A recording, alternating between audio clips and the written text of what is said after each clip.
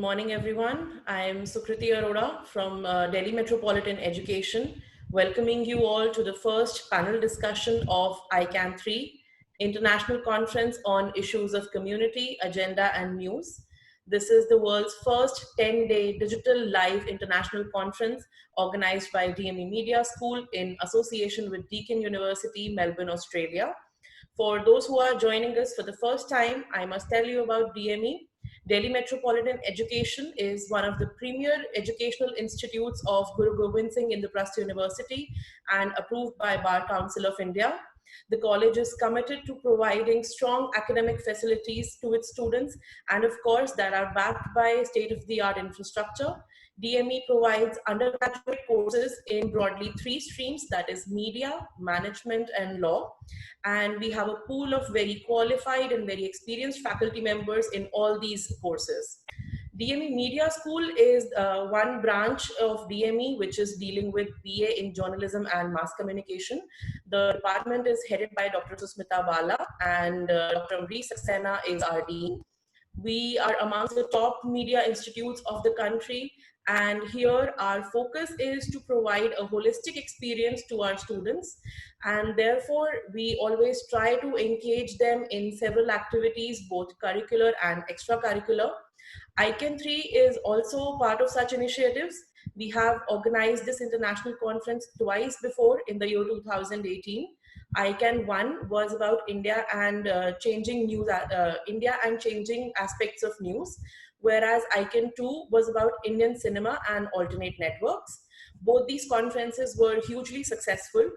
DME Media School has also organized a international film festival, that is SIFI 2019, and a media fest Vritika also in 2019.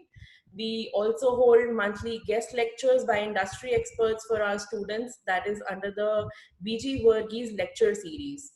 I believe that the success of all these previous events have laid the foundation of ICAN 3, this time with the theme of issues of community, agenda and news.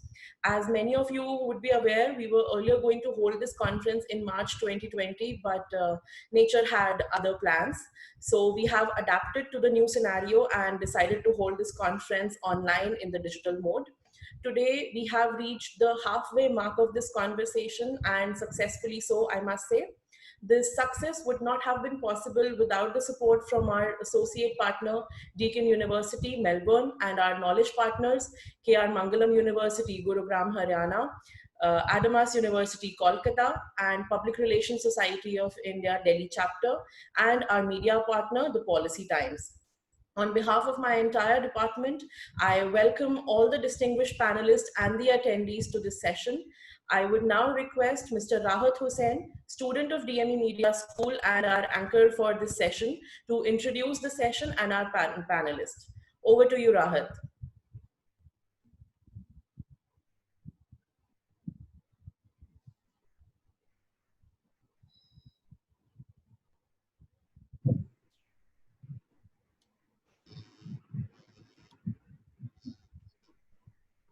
Rahat, you have been unmuted by Mr. Ritik. Please continue. Yes, ma'am. Thank you, Ms. Sukriti, and a very good morning to one and all present here. I hope you and your families are doing well during these difficult times. It gives me immense pleasure to welcome you all to the fifth day of ICAN 3 #Conference for Change, world's first 10-day digital live international conference in association with Deakin University, Melbourne, Australia. The theme for this year's ICAN is Issues of Community, Agenda and News. In sync with that, the topic for today's panel discussion is Desi Flows, social media storytelling across ethnoscapes, expressing the in-between of Indian diasporas. To curate this session, we have with us Dr. Vikrant Kishore, Course Director for Film, Television and Animation at Deakin University. Dr. Kishore is an academician, filmmaker, photographer, author, and a journalist. He has more than 30 documentaries, web series, and corporate films to his credit, and has been a jury member at various film festivals. So has also been actively working for the safeguard and preservation for the cultural heritage of East India. Dr. Kishore is an active member of International Dance Council, CID UNESCO, and Association National Cultures and Tradition, ANCT France. Dr. Kishore's areas of research are Indian cinema, intangible cultural heritage, reality television programs, and the issues of caste politics in India. He has also authored and edited books on Bollywood cinema and Indian culture. We welcome you, sir. I would also like to welcome our other panelist, Mr. Martin Potter, a researcher and lecturer of screen and design at Deakin University. Mr. Potter is a producer and director of internationally acclaimed participatory media project. Sir has worked across the Indo-Pacific on media for development programs and since 2006 has received more than $7 million in competitive grant funding for his work. He is also a board member of Engage Media, associate investigator at the Australian Research Council's Centre for Excellence for Biodiversity and Heritage, and a member of the Alfred Deakin Institute for Citizenship and Globalization at Deakin University. We are very pleased to have you with us, sir. Also on this panel is our very own Professor Dr. Ravi Saxena, Dean DME Media School and Director of Studios and Productions, DME. Sir is an accomplished media professional, researcher, author, anchor, and political analyst. He has worked at different media platforms ranging from theater, puppetry, print, radio, television, films, and digital, before switching over to media academics and research. Dr. Saxena has played a long inning in active journalism, having association with noted media organizations like the Pioneer, Amrit Bazar Patrika, Doordarshan, and All India Radio. He has an academic association with more than 20 universities and has more than 90 publications under his name. Thank you, sir, for all your efforts at spearheading our college department and events such as this one. Now I request Dr. Vikrant Kishore, the curator of this discussion, to begin the day's proceedings. Over to you, sir.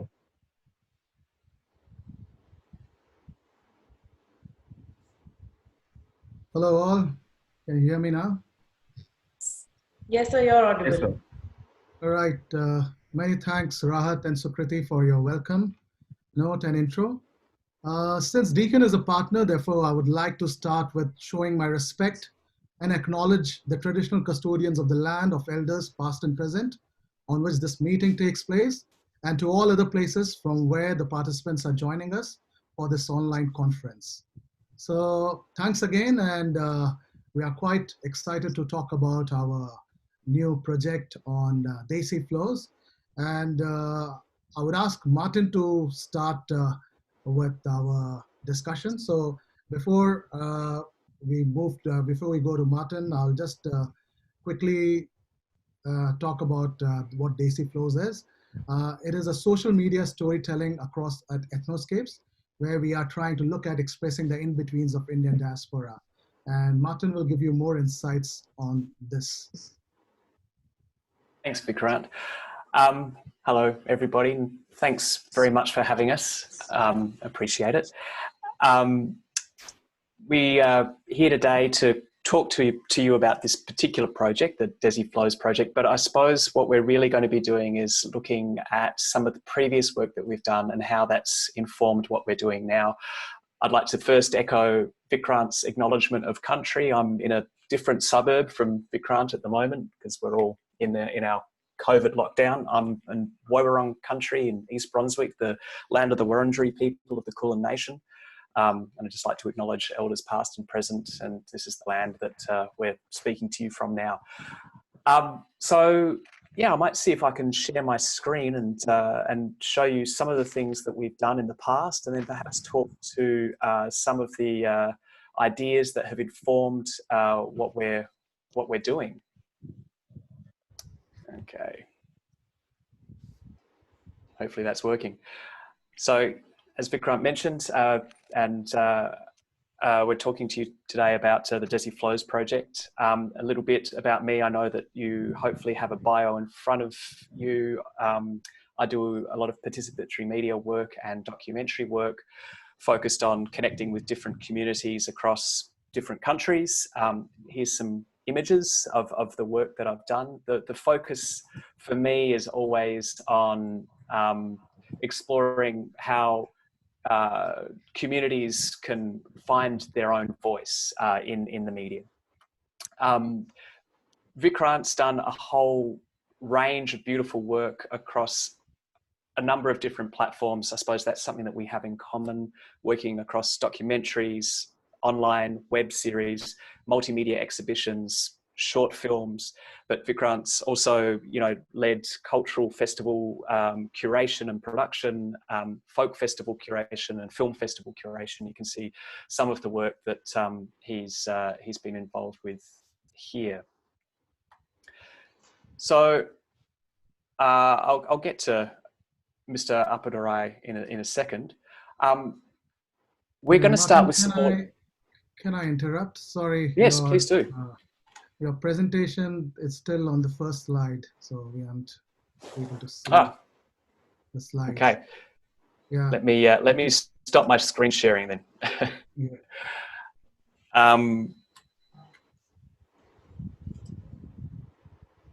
So then. I can control the screen sharing. I can do that from my end if you don't mind. Thank you. Or whenever you want.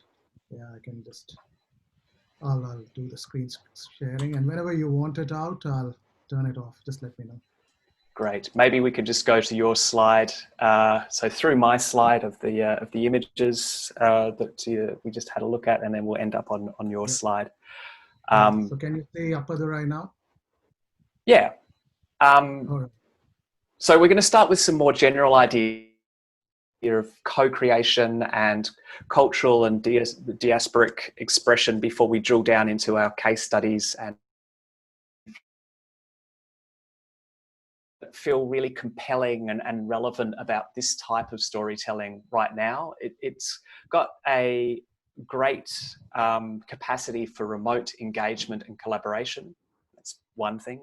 Second thing is it's got a focus on social media and digital platforms, which are increasingly accessible for many different people.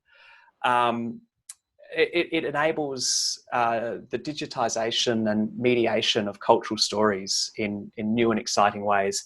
And it also encourages reflection on the complexity of these stories and of the people who are telling those stories. I think it's kind of even more relevant now. This kind of media, this scale of media is being galvanized during this pandemic of, not just the health, but the kind of like political and social pandemics that are around us.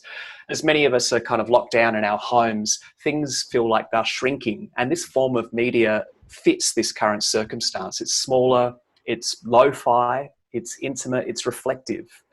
And there's a great history of this type of storytelling with local grassroots and indigenous media organizations. I mean, in India, there's been a number of different organizations that have been doing this for forever. I think about Video Siwa in Gujarat in India, the Center for Development of Instructional Television, the Deccan Development Society. They've been, leading this idea of participatory and co-creative media and interesting kind of mechanisms for using technology to tell community stories.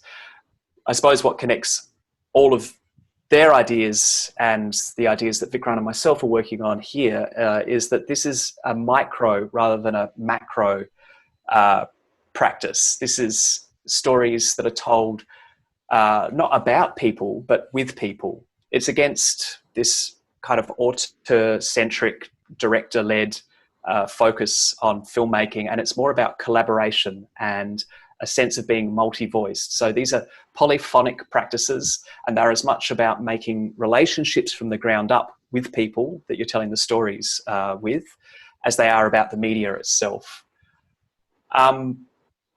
So yeah, maybe we can jump to the, we're on Appadurai, having a look at Appadurai at the moment. We've kind of found some ideas that Arjun Appadurai has talked about as being very key theoretical frameworks to help us in terms of the way that we've thought about the stories that we're trying to make and share.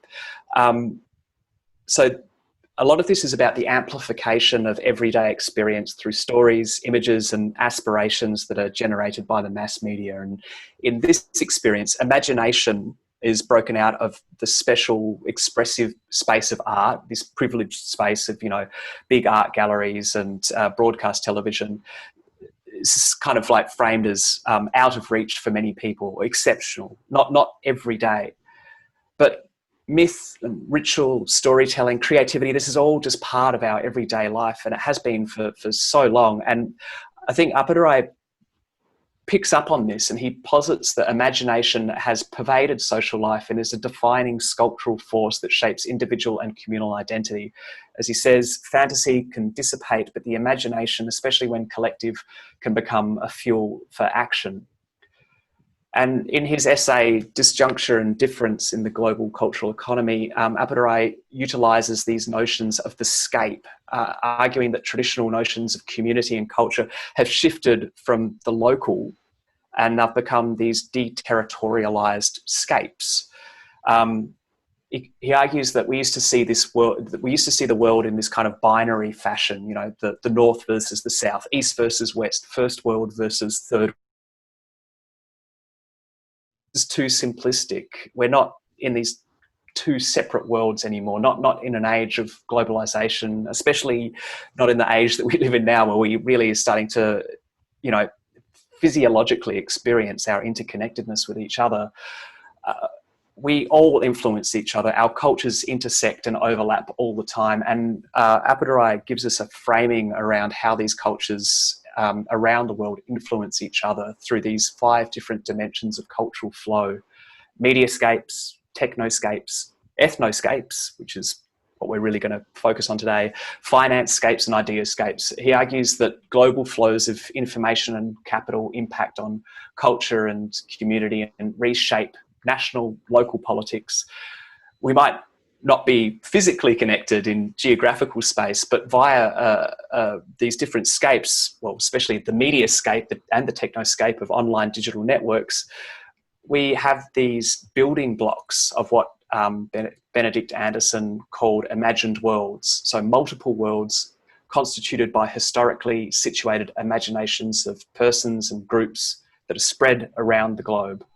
And Appadurai argues that we should recognise this kind of interdependence of media practices within local, national, transnational circumstances, saying that, part of what makes this really exciting and filled with possibilities of social imaginations and community, a collective identity, part of what makes this possible is this community of sentiment, a group that comes together and is able to imagine and feel things together. So over to you, Vikrant. Yeah, thanks for that, Martin. I'll go back, I'll again use further this particular project. What we are trying to do is that we are going to explore a few key themes within this particular aspect of ethnoscape and deterritorialized kind of space, and working through what Appadurai talks about. We are looking at aspects of nostalgia, migration, culture, citizenship. And that's why diaspora comes in to the play of our particular project about storytelling of the diaspora as to what binds them to their own country. Like as an Australian Indian, how do I practice my culture, my traditional culture, my folk culture, or what are the kind of elements of nostalgia within my heart in terms of, being with my family who's partly in India, some, in different parts of the world. And the whole notion of migration and the migration experience.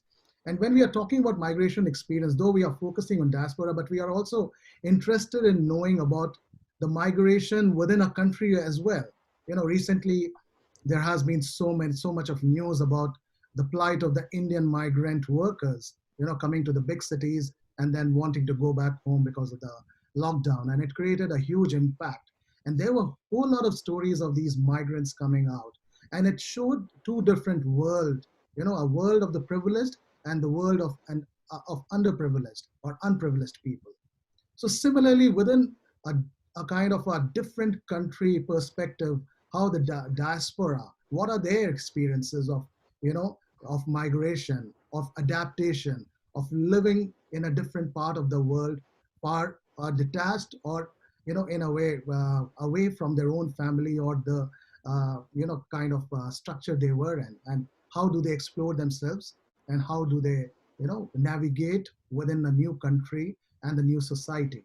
So looking at the culture bondings or cultural formations or reinterpretation of culture, and finally the aspect of citizenship. And when we use the term citizenship, it is just not focused on a particular citizenship of a country, but it also involves the aspect of being a global citizen.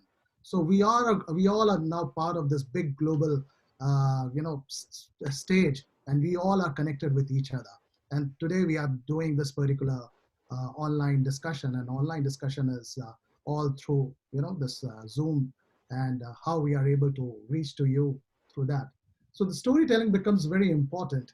And to delve more on on the kind of storytelling and collective storytelling and community-based storytelling, Martin has been doing some interesting work. He has done a recent project called Big Stories, Small Towns, and he has done some interesting community work out there, working with the community. So Martin, over to you. Would you like me to share screen about this, or? No, I'll do that. Thank you. I'm just popping up a link to the project in the chat. Whoops, sorry, pardon me. A web link to the Big Stories project is in the chat now, properly. And yeah, as Vikrant said, I've been doing this project for a while. It's across lots of different media. So it's transmedia. It's a participatory media project. We've kind of supported the telling and the sharing of lots of different short stories, documentary stories, digital stories, as well as photo essays from about, I think it's 14 towns across 8 countries. Over 500 stories have been told. And it's been a very rich kind of process of building community over time with different people in these small towns. What I've found is that in telling these stories and sharing stories, people find connections. I think I've got my little spiel behind me. Every community has a living memory and a collective identity that's woven together from thousands of stories. When people come together and they tell their stories, this can fracture a singular narrative of a single imagined community, and can often a more complex and multiple view of a place, of a group of people, however they define themselves. And so it's kind of a complex relationship that's focused on the stories that we tell between the community and the individual. And this represents this kind of dynamic, constant recreation of society. So the Big Stories Small Towns website, it's linked there, has got an archive of these stories. I'll just see if I can again try sharing the screen. This is a quick view of the web page. You can see that we've got a host of stories, screen upon screen, of these different tiled images, and underneath each one of those is a video story. Probably about 25 hours worth of material up there, so please do have a look. We've organised these stories by towns, by the different media that's been produced by filmmakers, by the community, archival media, photo galleries, as well as by particular themes that are recurring. The themes such as love, dreams, community, work, family, history, as well as these story threads, these collections of stories that we've kind of gathered, curated together to give you a more longitudinal experience, similar to what you'd have if you were watching a linear documentary on television. The joy of this project has been in, getting to live in residence and to really to live in the towns and to really immerse ourselves with the community.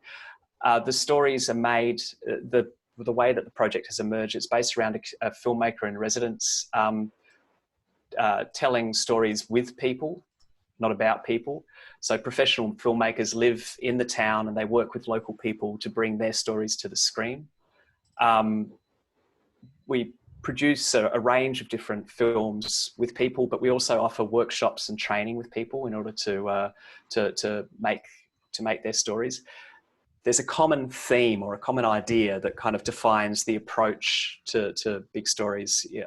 We say that we shine a light on people who care for and create their community. In every community, we've found people who are really passionate about building a sense of community, building a sense of connection. I'm sure you guys all know people who are like that in your own communities, people who are out there working for people tirelessly and often with little recompense. They do it because they're passionate about making life better for the people around them, because they're aware that this is how we build a life for each other. We build a communal approach to life, to community. So the process of the Big Stories project was designed with the understanding that by putting relationships first, we've got the possibility of making something that's a lot more reflexive and sophisticated. So rather than focusing just on the media product, we're focusing on the relationship and the conversations, and from that, something beautiful emerges.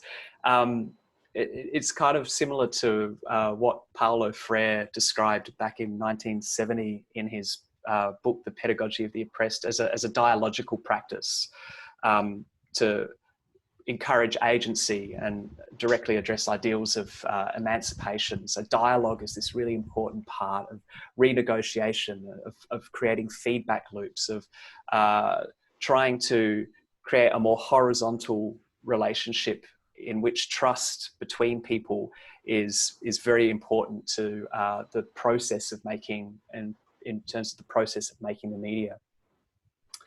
So we're really very focused on consultation and a sustained process of consultation as part of the project of making stuff. So having that before all other relationships is what really makes this kind of work stand out. And as the project has grown and gathered more and more stories, it's become increasingly complex and dynamic, and there's been a coalescence of voices that's been really interesting. I think it's created its own community within itself. We have people from the different towns beginning to come into dialogue with each other and share knowledge and ideas. It's its own kind of networked society. And because people have entered into this space where they are talking together, listening to each other, it's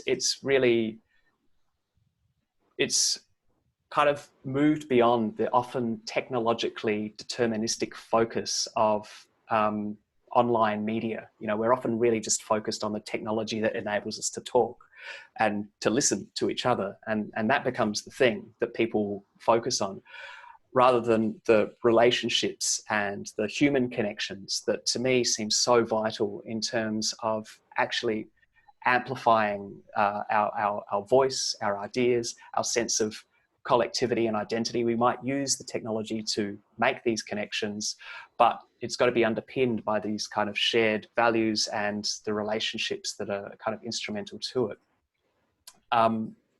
So with that, I might just hand back to Vikrant to explore some of your projects that lead us, I suppose, more deeply into the Desi Flows work. Yeah. Many thanks, Martin, for putting things in perspective. So what Martin has done through his particular community work and these kind of projects, that is driving our own kind of storytelling involving the Indian diaspora And exploring stories of Indian diaspora becomes much more relevant, with Australia becoming a prime destination for Indian students and Indian migrants as permanent residents.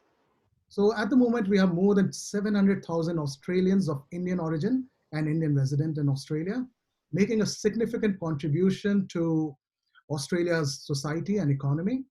And the stories of Indian community needs to be told. So there has been a recent study, and this particular project undertaken by the Department of Foreign Affairs and Trade of Australia. It's called An India Economic Strategy to 2035.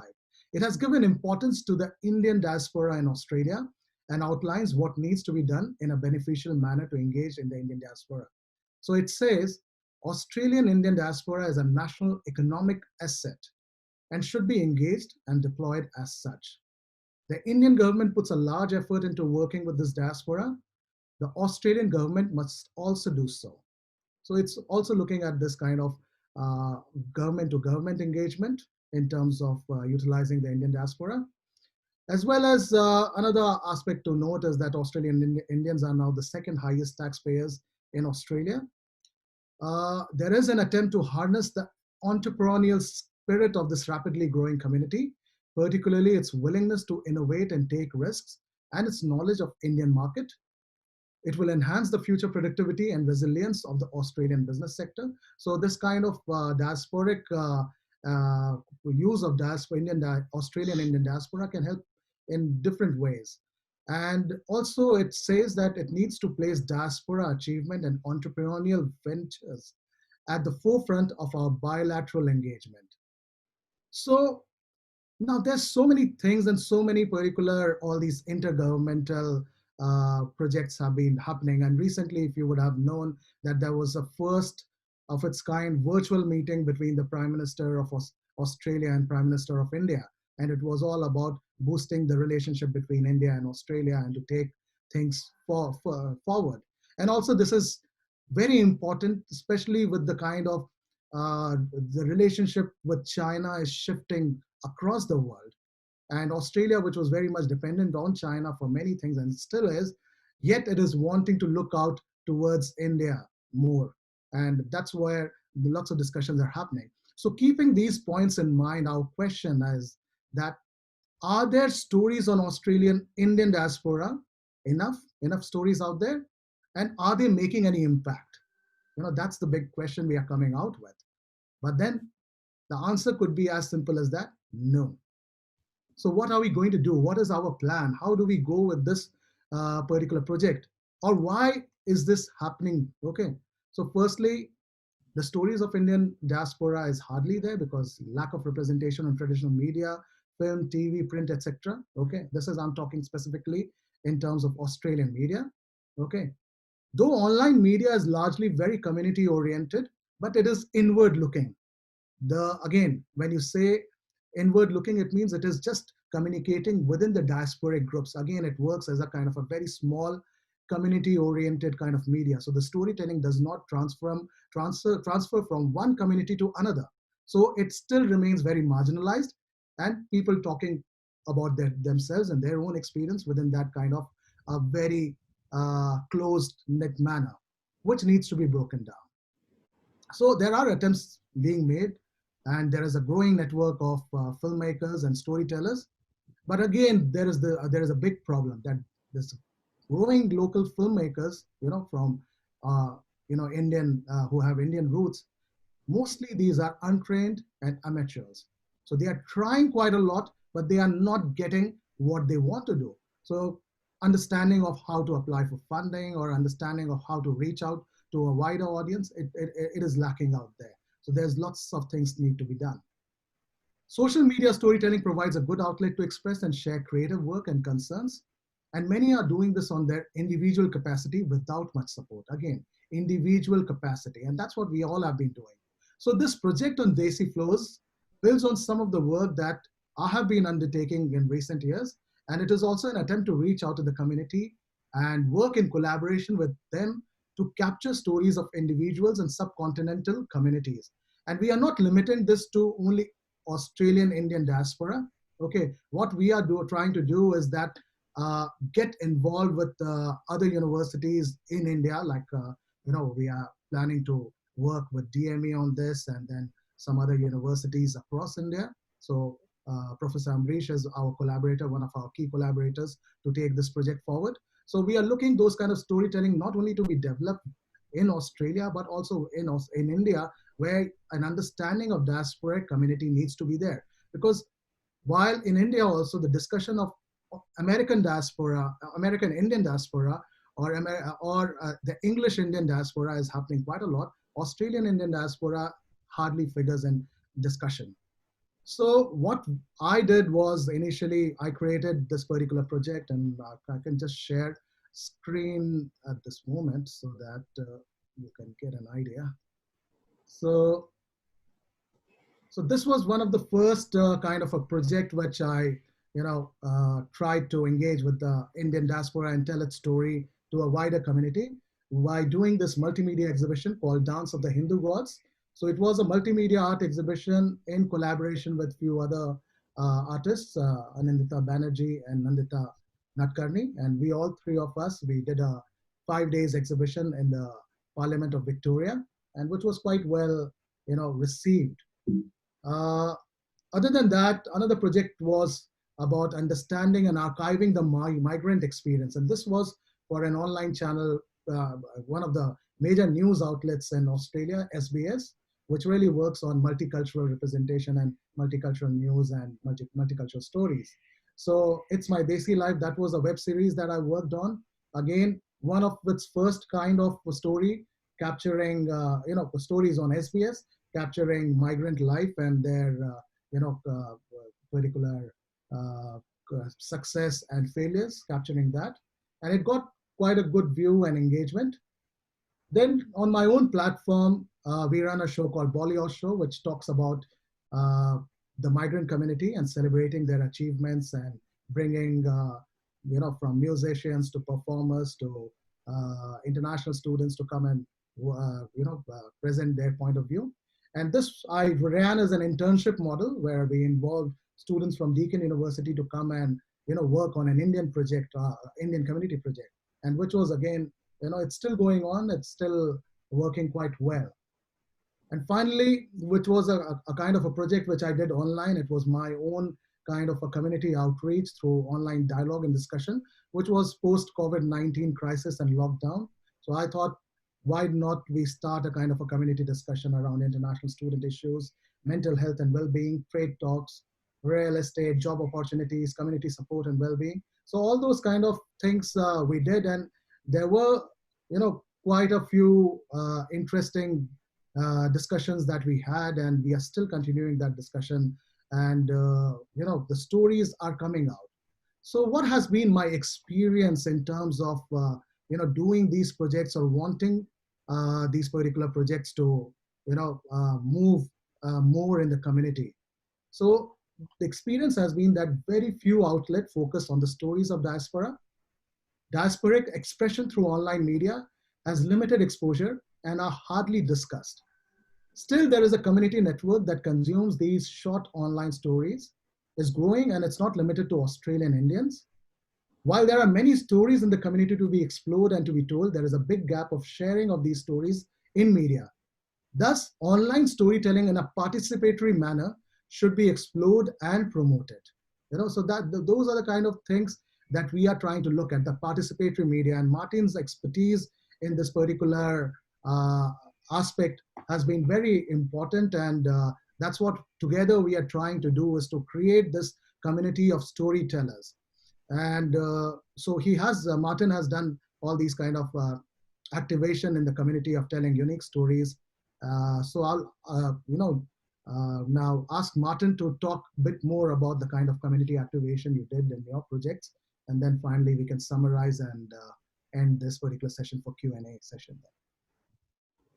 Thanks, Vikrant. An amazing array of projects that you've been involved with, especially recently, responding to the current circumstances.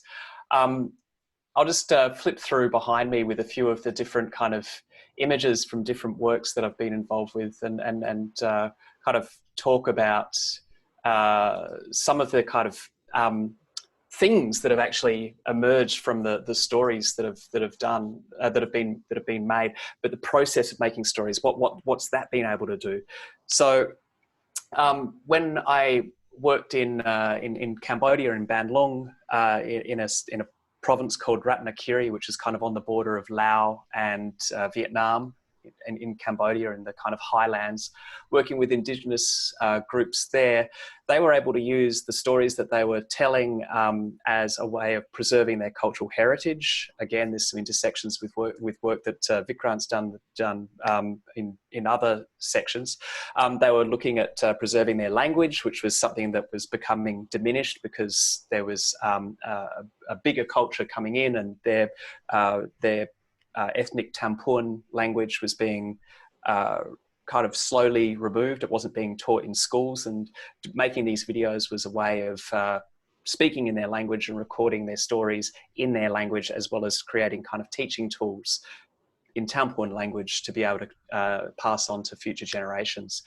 They were able to use the stories as a way of comparing experiences between different Tampuan communities, some of whom were having their land taken from them, some of whom were changing the way that they were farming the land or using the land, moving from traditional livelihoods to more contemporary kind of models of agriculture and cash crops, and the positive and negative things that came along with all of that. But really, the essential thing that the process of getting involved in telling and sharing their stories, the central thing that happened for these groups was that it brought people to them. It was able to engage partners and other advocates for this group on their terms. So the Tampuan people were able to kind of set the terms of engagement, where they brought in people who could help them with the law, with agricultural knowledge, with sharing cultural expression, with Tampuan language education programs, with very specific kind of health concerns that they had. This was enabled, the door was opened for partnerships by the media that they made and the stories that they told and shared. In West Papua, there's another image behind us. The stories were used as a way of kind of arguing for political rights in a very, very complex setting. So in West Papua, which is a country that has now become a province of Indonesia, people are looking to have a sense of cultural separation from from Indonesia as a country. I think there's a desire for some people to create their own country again, but there's a desire for people to just have their own culture acknowledged within the broader Indonesian kind of country frame. Telling these stories, showing their culture, this was a way of starting that process. And as a result of getting involved with the communities in West Papua that we worked with, they set up their own video collectives, and then they used those video collectives to start touring their stories around different towns all over that region. It's quite spread out. It's across many different islands. Beautiful, beautiful environment, but often quite difficult to get to. And so they, the folks that we worked with, they set up their own collectives. They started producing their own stories. They now have an ongoing organization called Papuan Voices, where they make stories, they make their own media, they inform people of their own culture, language, traditions, as well as contemporary political issues and concerns that they're all facing, especially around the political engagement with Indonesia and environmental degradation of this beautiful landscape that they live in. So I think I might jump now, because I'm aware of the time, to the project that we're doing, and you'll have to forgive my poor screen sharing. I'd like to bring up that last slide, Vikrant. Would that be possible? where I'll just end with this participatory approach, and then we can put that last slide. Great. So yeah, just give me 1 second. So building on what Martin just talked about, what we are doing with our project is that it is going to be a participatory approach project where we are going to involve people to work with us. So what we are trying to do is to training people to share stories on social media and via video, photo, or multimedia effectively, equipping trainers and participants to predictively use social media on online technology and how to put their stories to their target audience, aspects of boosting stories, measure and analyze results, reaching out to online communities, and production of web documentaries and social media channel plan and implementation, effectively deliver and activate content and understand the power of hashtags, analyze storytelling utilizing social media and capture learning in a pedagogical toolkit, collaboration with the community, as Martin has been talking about it, and participation of local and international partners. So we are looking at these kind of collaboration and to, by next year to come out with these kind of interesting stories. And finally, I'll leave the final slide for Martin here to talk more about it. Yes, so this is not just a theoretical kind of talk. We're hoping to make this a practical talk, where this is a call to action. Do you have a story? We've started up a Facebook page. The link is there, and I'll pop the link into the chat again. And we're hoping that people from today will create and share short video stories on diasporic or migrant issues. We're asking if you could keep it relatively short, under 4 minutes is preferred. And hopefully we'll start to populate this page with stories over the coming 12 to 18 months. It's an experiment in which the process of making and sharing is as important as the products themselves. So don't worry about these things having to be professional or not professional. It's just about getting it out there, but also actively watching, listening, giving feedback on the stories that are being put up there and shared. We want to try and build a network of online storytellers, especially people who are trying to think about diasporic or migrant issues, and we're looking specifically in this case around Indian communities and the many different ways that you can frame that. So maybe people have come from a small town to a big town, small town to Delhi, for example, or they've come a lot longer away down to Melbourne, where we are at the moment, from somewhere in India. Migration doesn't have to be international. It can just be obviously within between towns or states. So we feel that with that kind of provocation around what constitutes the migrant journey and how people, when they move from place to place, create new communities, that this is hopefully a way that you can all find an opportunity to engage in this type of storytelling project about, where you've come from, where you are now, how you've made a new community. That's what we're looking to capture stories about and share and get feedback on, to share feedback with each other, to build our network and to support a new community of online storytellers and find new ways of connecting together. And let me pop that link into the chat now that Vikrant's gone back, and I'll hand back to you. Yeah, and we can go for Q&A session if we still have time, Ambriji. Yeah, we still have time, Definitely. But sir, before that, Ambrish sir, I would invite you to speak on this subject. What are your views about this project that they have taken up? No, I mean, it's not they have taken up, as Vikrant has already clarified this, that it is a participatory approach.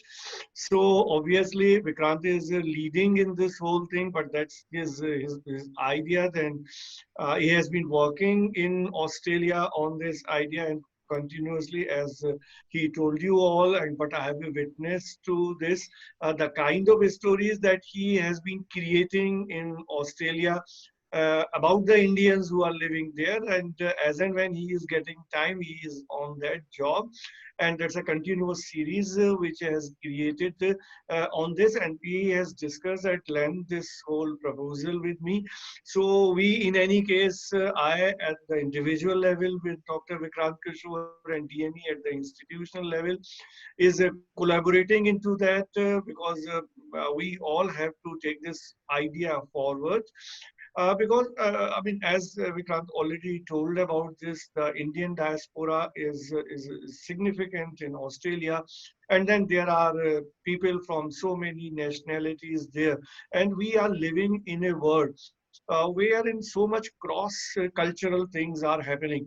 I mean, we can never say this, that this country belongs to this particular set of people or to the people belonging to this particular language or culture. And particularly in the West, whether we talk about Australia or whether we talk about the United States, everywhere we will find that in the United States also there is a very significant large number of Indian diaspora is there.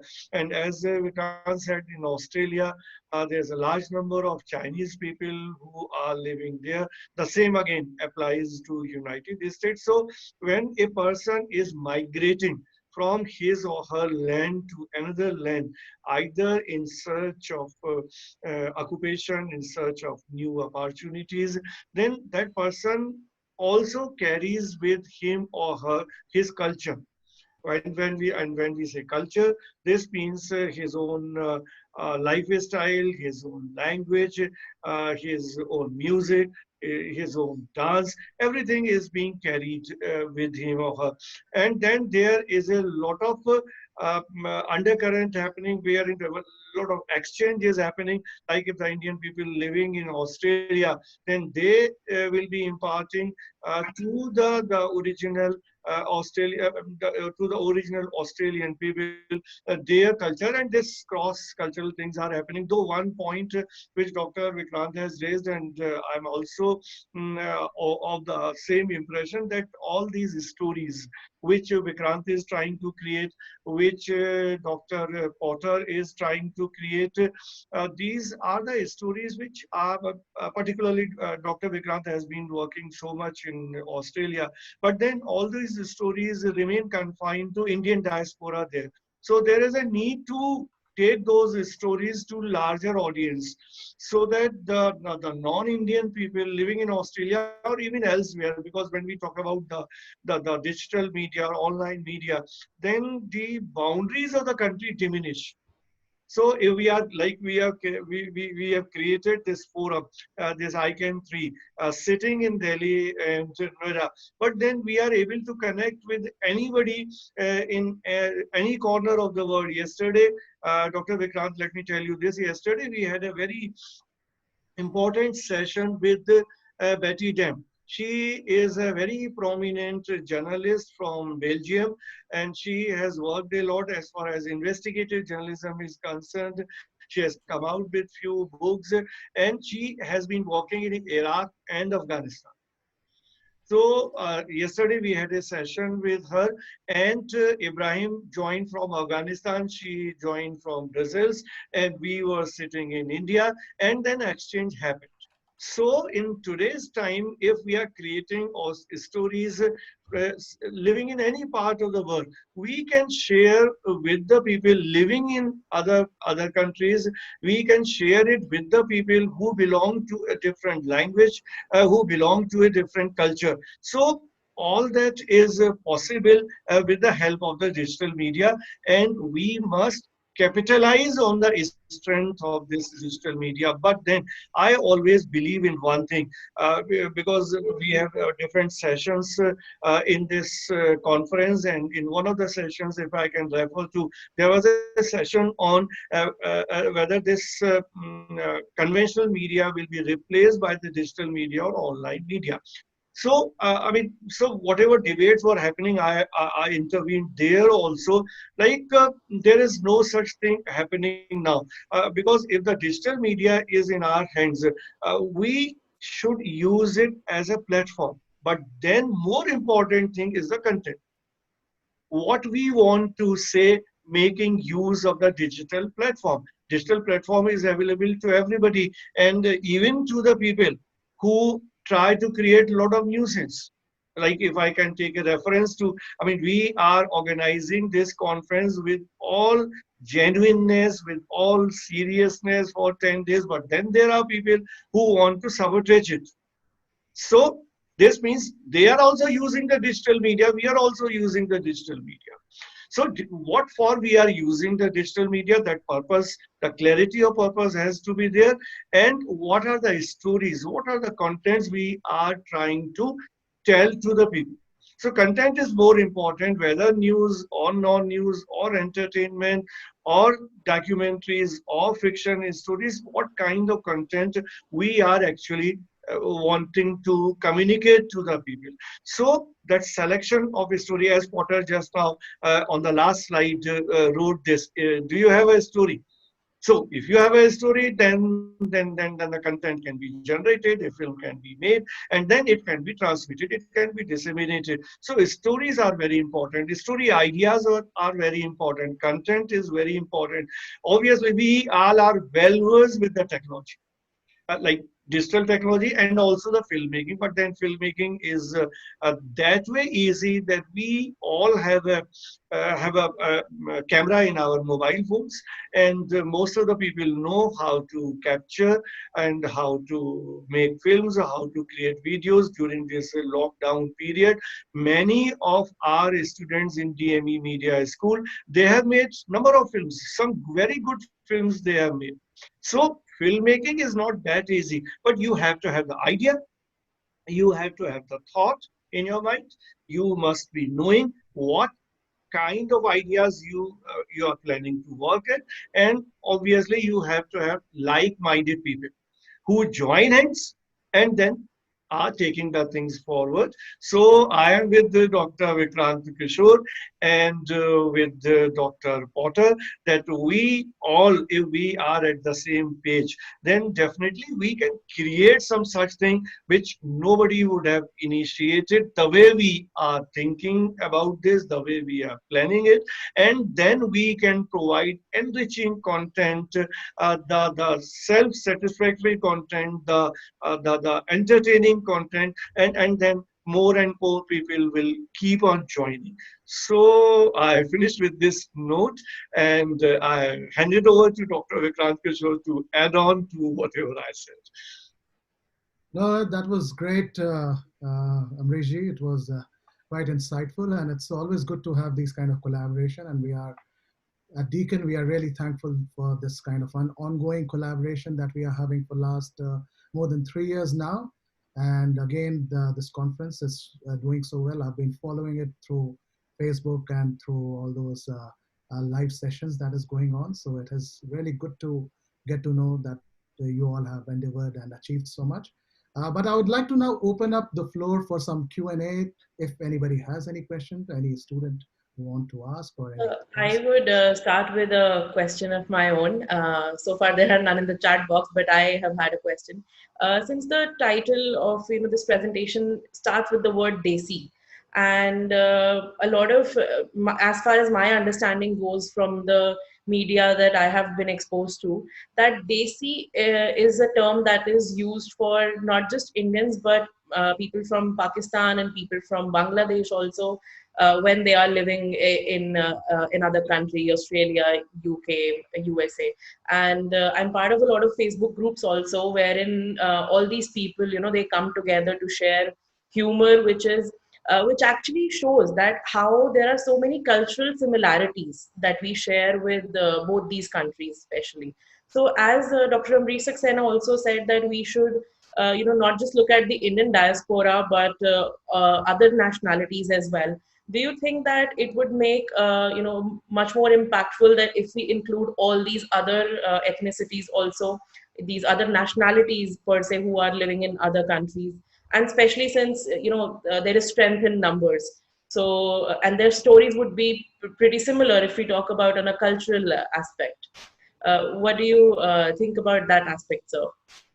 Yeah, there's always strength in numbers, but when it comes to research, there's only the key thing is narrow your research. The focus has to be narrow. You are trying to do research, you are trying to do a project for bringing out something insightful about a community. So, like Martin worked with various communities, and his experience is now leading us to explore the storytelling aspects of a different community. Okay, so what we are trying to do is utilize those expertise of finding and things like that, new storytelling devices within communities from one to another, and then explore new ways. So earlier it was about, Martin's project was about taking media making to the community. What here we are doing is we are taking online storytelling to the community, okay, and not just within Australian Indians, but across India as well. So that is the thing. And once a particular project is done, then there is possibility to expand it further to include more people. But yeah, a research project always needs to have a focus. It needs to have a perspective. It needs to answer certain questions it is throwing. And we have already pointed out what are the questions we are looking at. So once we have answered these, then probably this can be replicated by some other interested researchers to explore the communities that they would want to, or maybe if we have time later, then we would like to do that. But of course, we are not limiting storytelling aspect to anyone specific from a community or a region or a religion. Storytelling about Indian diaspora has been done by so many different cultural background people. Okay, so be it Caucasians, or be it some Aboriginal filmmaker, or people from different community and different background have explored stories. So it is not just about Indians telling their own story, but exploring how. So we are looking at culture, we are looking at migration, we are looking at nostalgia. So these are the factors. Again, coming back to the main question about the growing Indian diaspora, where do they stand? How are they viewed in Australia? Do they have enough media exposure? Till the time this no is changed into yes, our project remains focused on that particular big question as to yes, my focus is at the moment the Indian diaspora for certainly. There is one Later on, question maybe. from Dr. Manaswini Yogi, and she's asking if you are able to take this to the rural audiences also, and if yes, are you also using regional languages? Yeah, storytelling is across the across the spectrum, and there is no division in terms of rural or cities and all. In fact, most of my stories, if you would have noticed, it's always about the rural areas. The stories, the first story that I did, exhibition that I did in the Parliament of Victoria, Dance of the Hindu Gods. The story was based on Chow dancers of West Bengal. So it was the stories of villages like Adabana, villages like Parda, villages like which are near the Bihar and Jharkhand, Bihar, Jharkhand, and West Bengal borders. So all these areas. So I explore the stories of these people in my cultural expansion of these kind of cultural stories. So it is already there. And recently we have been using lots of storytelling of the chow dancers and folk dancers from Nagpuri dancers. Nagpuri, not from Nagpur, but Nagpuri, the original inhabitants of Jharkhand area. So their storytelling we are doing. And these stories I'm doing as part of the International Folklore Festival that I'm a part of in France, in the Ghana Festival. And Martin, would you like to add your own experience of working with the communities? Like you also gave examples of working in Papua New Guinea and other places. I think you are muted. Can you unmute Martins? Thank you. I was trying to unmute. There's a post up behind me for a project that I worked on in Sri Lanka called Island Connect. And the idea was to use storytelling for peace and reconciliation between different young people in the island there. Obviously, you know, I'm sure you guys all know the situation, 30 years of civil war based in, you know, so many different kind of elements, but based in kind of cultural, linguistic, and religious separations between different groups on the island. And the young people that we were working with had this hope that if they could make stories, if they could share their stories, if they could make stories together, then they would be able to build a new, more connected relationship rather than this kind of constant kind of tension, fracture, separation that happens in this tiny, well, relatively tiny island. There was a way of trying to use the stories and creative works that they were doing as a way of binding them together. And that was something that happened across different languages. You know, there were Tamil people, there were people who were Muslim in the far northeast of the island who spoke a particular kind of dialect, and there was the Sinhalese people that we were working with. People weren't sharing language, but they were able to share stories and ideas through visual medium, to be able to use film, which is a medium that's defined by the idea of show, not say. They were finding a bridge between the spaces that had existed previously. It was a very inspiring story, a very inspiring project to work on. It was 18 months of traveling around, especially to regional and remote areas where people often didn't feel like they had an opportunity to share their stories, and traveling around to those places and seeing you know, these people starting to make stories, to find different ways of connecting, you know, including through radio as well as, you know, video, creating film festivals, creating kind of events to bring people together. It to me speaks to this idea of like the power of how stories can work to connect us across multiple different mediums. And so getting back to Sukriti's question before, like, where can this happen? I would say wherever you want it to happen. You know, where is it important for you to make this happen, and why? How do you make it happen? I think that's, you know, hopefully we can like tap into the passion of people to be able to connect with communities, connect with different people in different areas, to use stories as a way of starting up relationships and this process of discovery of people's lives, their ideas, and bring those into dialogue with each other, not just on the website, but in the actual works that you do as you make stuff together. So yeah, that's a little bit about a previous project that might relate to that question. Oh, sorry. There's another question, I believe it is from Mr. Ritik Ghosh. He's asking if you think that there is a financial or marketing aspect associated with the content created and put on the digital platform in order to optimize it and popularize it. So he wants to know whether making content consumption friendly in context to the digital platform and the financial aspects that are associated with it. Okay. One needs to not confused about storytelling as always a commercial enterprise. Okay. So social media has given the power to people to tell the story. And if the story is good, it will travel. Okay. That's why online media, you know, we have got this term very popularized, something going viral. And once something goes viral, it is not about how much people are pushing it or what they are doing. And there are some inane kind of things which goes viral. So of course, the moment we start talking about, you know, making very concerted kind of a effort to make really good stories, so which we will do, and we will have a kind of a certain fund attached to it to create those kind of stories. But initially, we are not looking at anything. Firstly, we are not going to use boost, okay?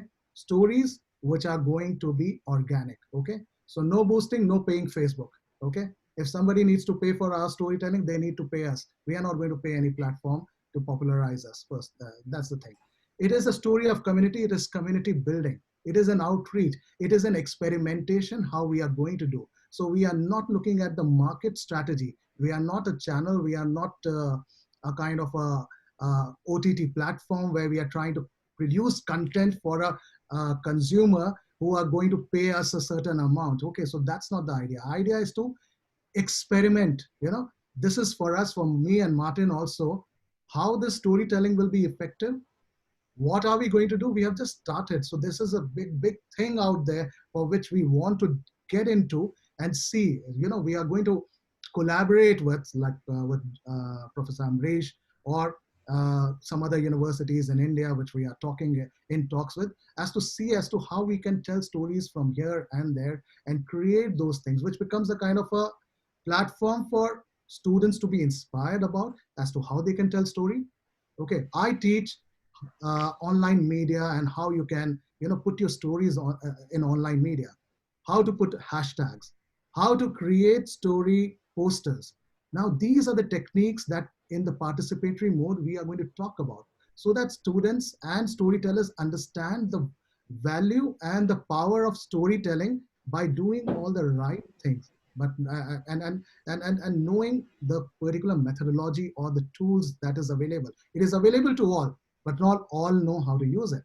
So that's what we as teachers and we as researchers, which we are trying to incorporate within this project. So it's going to have a very limited kind of a thing. Of course, we are not at all going to optimize it, or we are going to have 300 different outlets promoting us. Nothing like that, unless it just happens organically, and which happens.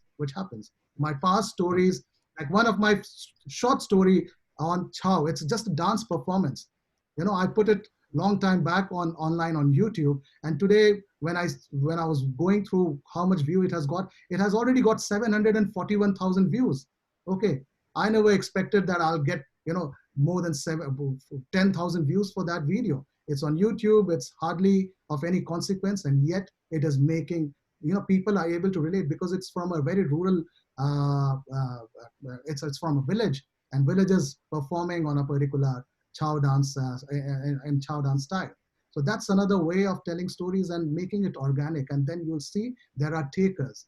But that's what another thing that we are doing within this project. And in this last slide, and I'll just share that screen again, okay, that has been disabled. But what we are seeing. No, sir, you can please share it. Please share it. Okay. So if you notice what we are saying, a participatory approach, training people to share stories on social media via video, photos, multimedia effectively, equipping trainers and participants to productively use social media, online technology, how to put their stories to their target audience, aspects of boosting stories as to how you can boost, but not giving them the fund. Okay, do not get confused with that. Measure and analyze results, reaching out to online communities, how you can do that. And then production of web documentaries and social media channel plan and implementation, effective delivery and activation of content, and understanding the power of hashtags. Analyze storytelling utilizing social media and capture learning in a pedagogical toolkit. Collaboration with the community and participation of local and international partners. So basically, again, that was our summing up slide, is that we are telling you, or we are trying to create a community and give them the power to tell stories effectively online. Now, how that travels, how much views it gets, or how much boost someone wants to do, that's a later part post our research work. Martin, would you like to add something?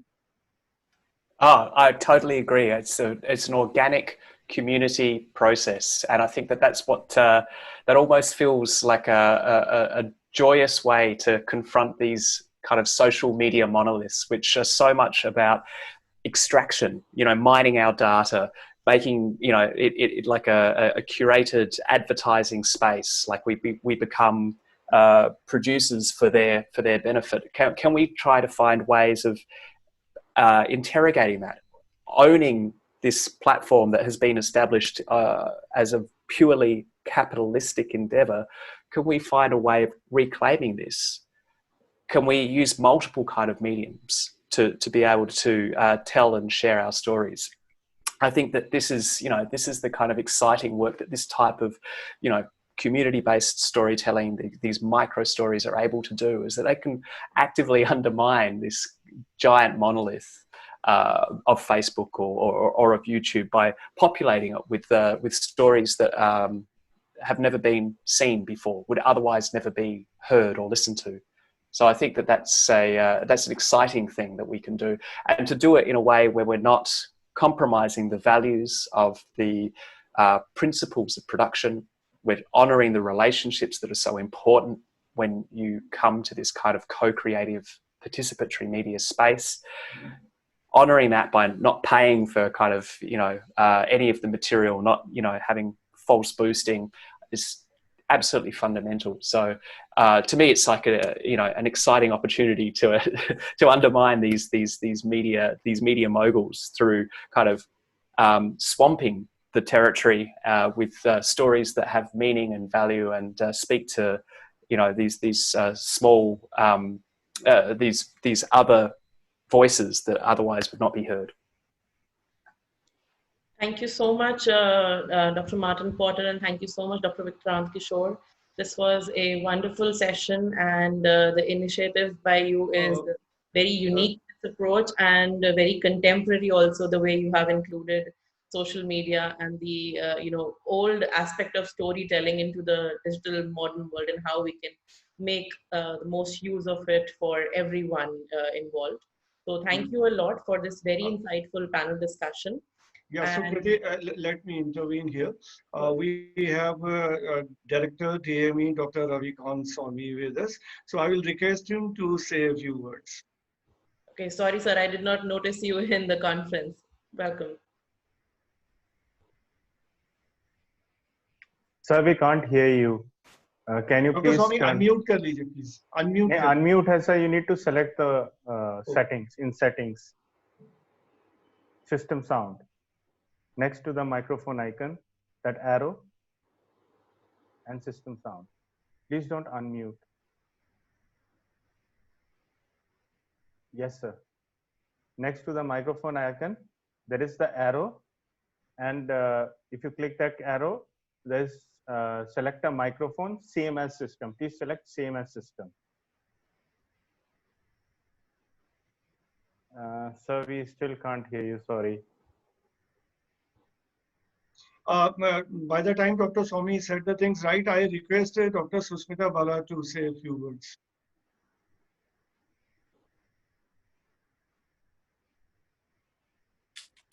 Hello, everybody. I want to thanks Dr. Vikrant Kishore and Dr. Martin Potter for enlightening us all. This was indeed a fruitful session. I hope everybody would have enjoyed it. Dr. Vikrant Kishore is a pillar of strength for us. He is a part of DME family. So DME and Deakin University have collaborated in 2 ICAN conferences and also in International Film Festival, CIFI.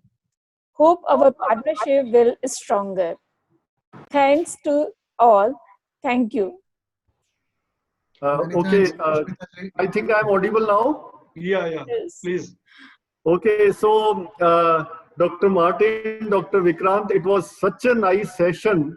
And I believe when we talk about success, the success of countries, the success of regions, it's a lot about diaspora. I believe the American success story is a story of diaspora. You go back right to the 1940s, how the atom bomb was, how it was made. I believe the team having 48 people, more than 40 did not belong to the USA. So diaspora is actually the success story of USA. When we talk about the US success story, probably it established IITs, IIMs, and such organizations throughout the world. From there, they picked up the cream, and that is how they have built USA what USA is today. Well, when we talk about diaspora, yes, Hollywood and Bollywood are also very good examples which have respected diaspora. They have permitted diaspora to present themselves, to tell their stories. And I listened to Nusrat Fateh Ali Khan a lot. And I believe one of the reasons why he could achieve that marvelous success is that he never left his own rustic Punjabi language. Means whichever majority of his songs are in his own language, and that is what made him popular. So probably Nusrat Fateh Ali Khan is also a story of the region coming out to the whole of the world. So I think it was a very nice session, sir. I enjoyed it a lot. Thank you, sir. It's a pleasure to see you again. Thank you so much, Director Sir. Your inputs are always very unique and very valuable to all the sessions. Now, I would like to thank all the participants who have been a part of this session. And to conclude it, I request our student coordinator, Rahat Hussain, to take over. Rahat, over to you. Thank you, ma'am. With this, we have come towards the end of the session. I extend my heartfelt gratitude to all the panelists and attendees for their enthusiastic contribution. I request all of you to kindly follow and like ICAN 3 social media pages on Facebook and Instagram to keep yourself updated. All the sessions have been recorded and uploaded on ICAN 3's Facebook page and ICAN 3 playlist on DME TV's YouTube channel. Make sure to check out our webpage at dme.ac.in /media/school /ICAN3 to get all the relevant resources such as video playlists, links to the book form, reference material, etc. Stay connected with us through #Conference for Change.